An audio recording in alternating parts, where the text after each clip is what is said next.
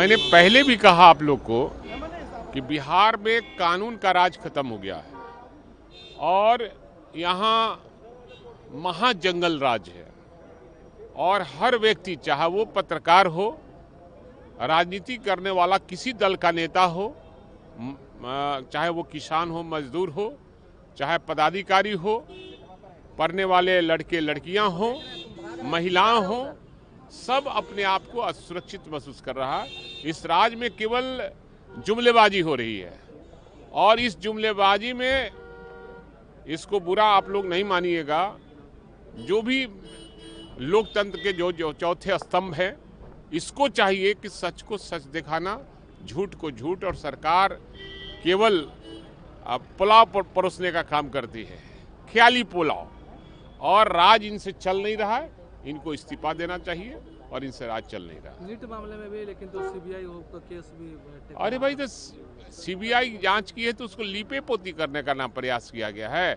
बिहार सरकार चाहती तो निश्चित रूप से नीट छात्रा का जो मामला है, जो हत्या और ये जो बलात्कार किया गया, उसको एकदम पकड़ में आ जाता। सबको जानकारी है उनके एनडीए के लोगों को कि एनडीए के कौन नेता का बेटा और परिवार इसमें शामिल है। लेकिन सम्राट तो बोल तो रहे कि नाम बताएं कौन है। अरे हम क्यों बताएंगे? सरकार उनकी है, वो जांच करे ना किसकी है, क्या है, नहीं है। तो सही कर रहे हैं ना, सरकार सामाजिक न्याय की पक्षधर होने का दावा कर रही है। हम लोग के एजेंडा को जब हम लोग साथ थे तो हम लोगों ने उसको 65% आरक्षण बिहार के संदर्भ में दिलवाया था। अब 9वीं अनुसूची में शामिल करने की बात इसलिए है कि ये तरह तरह के डिस्टॉर्शन रास्ते में लाने की कोशिश हो रही है। यदि हो गया होता तो अभी तक उसका हश्र अच्छा होता, मैंने उसका परिणाम अच्छा होता, लेकिन आज हाशिए पर है। इसलिए बिहार सरकार को फिर से ये आरक्षण कानून बढ़े हुए प्रतिशत के साथ लागू करना चाहिए और केंद्र सरकार को 9वीं अनुसूची में शामिल करने के लिए भेज देना चाहिए। लगातार बिहार में फुलवारी शरीफ में फिर एक संदिग्ध छात्रा की मौत हुई है। सीवान में भी पत्रकार को गोली मार दी गई है और रामकृष्ण नगर में भी है। लगातार इस तरह की घटना घट रही है।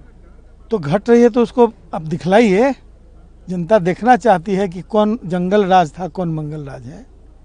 ये घटनाओं का जो अंबार है, यह बिहार की छवि को बाहर भी धुबिल कर रहा है। उद्योगपति और प्राइवेट इन्वेस्टर्स बिहार में फिर से आने से मुकर रहे हैं। विकास के तमाम पैमानों पर बिहार फिसड्डी साबित दिख रहा है।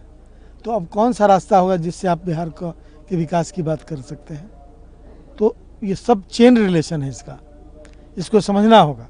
ये सिर्फ कहीं हत्या हो गई उससे कोई मतलब है, ऐसा नहीं है। बिहार के विकास में उसकी भूमिका है।